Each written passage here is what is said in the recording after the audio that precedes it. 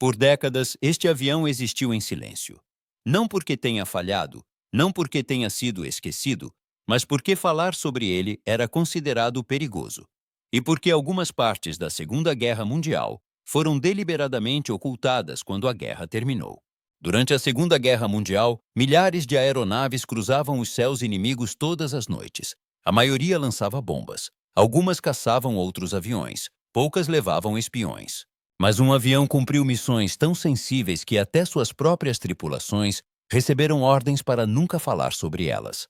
As famílias não souberam de nada. Os arquivos foram lacrados. Os diários de bordo foram alterados. Quando a guerra terminou, a história não veio à tona. Ela desapareceu. O avião era o B-24 Liberator, mas não a versão que a maioria reconhece. Não era o bombardeiro padrão que voava informações à luz do dia. Esse Liberator voava sozinho, baixo e sem marcações. Seu objetivo não era destruição. Seu objetivo era discrição. Em 1942, os aliados enfrentavam um problema crescente. Os movimentos de resistência se espalhavam pela Europa ocupada, mas eram frágeis. Os combatentes precisavam de armas. Os agentes precisavam ser resgatados. A inteligência precisava cruzar fronteiras sem ser detectada. Lançamentos aleatórios de suprimentos desperdiçavam recursos. Bombardeiros convencionais atraíam radares e caças muito antes de chegar ao destino. O que os aliados precisavam era de um avião que levasse cargas pesadas, voasse distâncias enormes e desaparecesse na escuridão. O B-24 já tinha uma vantagem que valia mais do que qualquer outra: alcance. Com os tanques de combustível levados ao limite, ele chegava a lugares onde outros aviões não chegavam. Mas, para sobreviver a essas missões, precisava ser transformado. As armas foram retiradas. A blindagem foi retirada. As torretas desapareceram. Cada quilograma importava. Alguns aviões não levavam nenhuma insígnia nacional. Por dentro, o isolamento era mínimo. O revestimento metálico irradiava frio.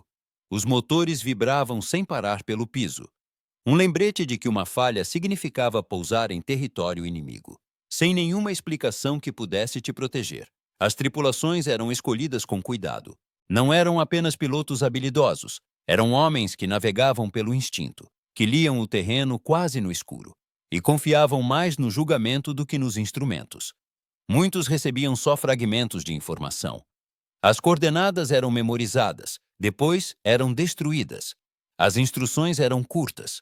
Perguntas eram desencorajadas. A decolagem acontecia tarde da noite. Os motores eram acelerados com cuidado, para não chamar atenção. No ar, o Liberator descia até o chão parecer perigosamente perto.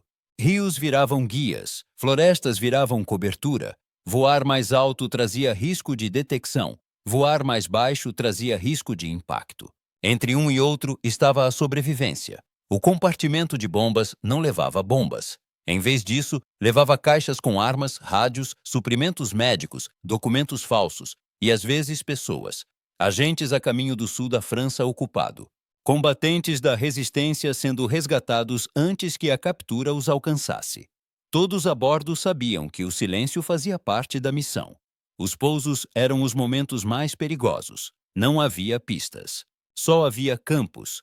Integrantes da resistência marcavam as zonas de pouso com luzes fracas, em padrões precisos. Se o padrão estivesse errado, o avião se desviava. Se estivesse correto, o Liberator descia na escuridão. As rodas tocavam o terreno irregular. Os motores ficavam ligados, prontos para decolar na hora. O avião ficava no chão por pouco tempo. Os suprimentos eram movimentados rápido. As pessoas embarcavam rápido. Os motores nunca paravam. Cada segundo a mais aumentava o risco de patrulhas, informantes ou uma descoberta por acaso. Então o avião subia de volta para a noite. Quase não deixava rastro. Se algo desse errado, ajuda era improvável. Não havia missões de resgate para esses voos. Quedas eram registradas como perdas de rotina ou acidentes de treinamento. Tripulações que sumiam eram listadas como desaparecidas. Sem mais explicação.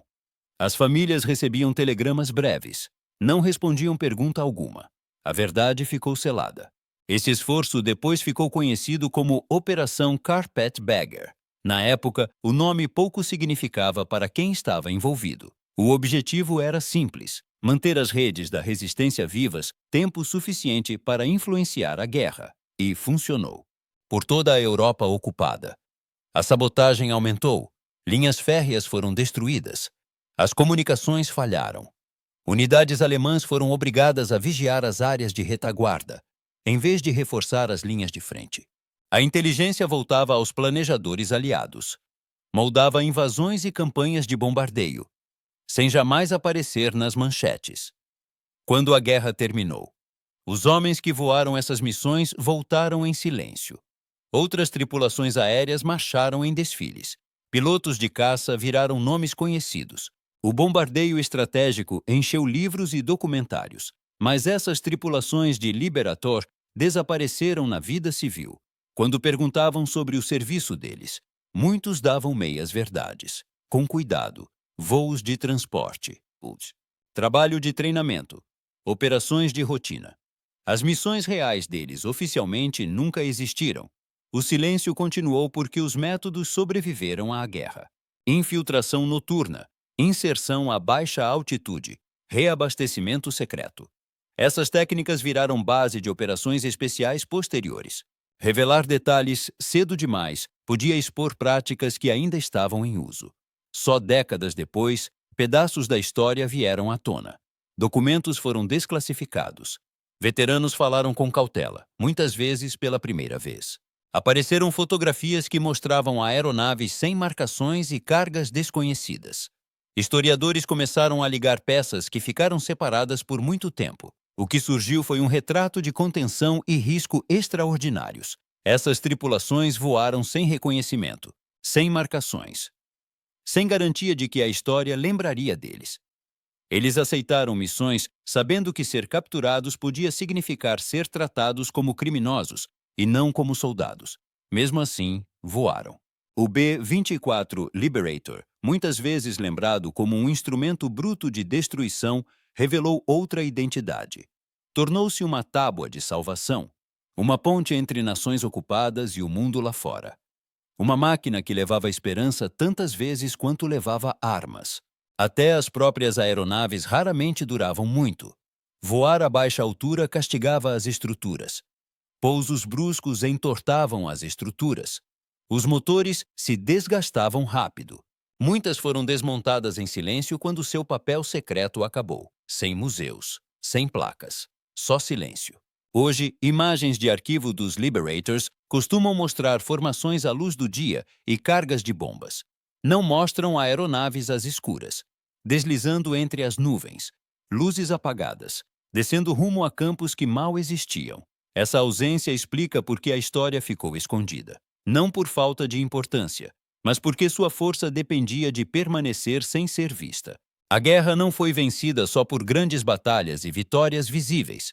Ela também foi moldada na escuridão, por aeronaves sem marca, guiadas pelo instinto, onde o próprio silêncio virou arma. Por 40 anos, esse capítulo ficou fechado. Agora ele serve de prova de que alguns dos atos mais decisivos da Segunda Guerra Mundial foram realizados em silêncio, por pessoas que entendiam que a sobrevivência e a vitória às vezes dependem de nunca serem percebidas de forma alguma.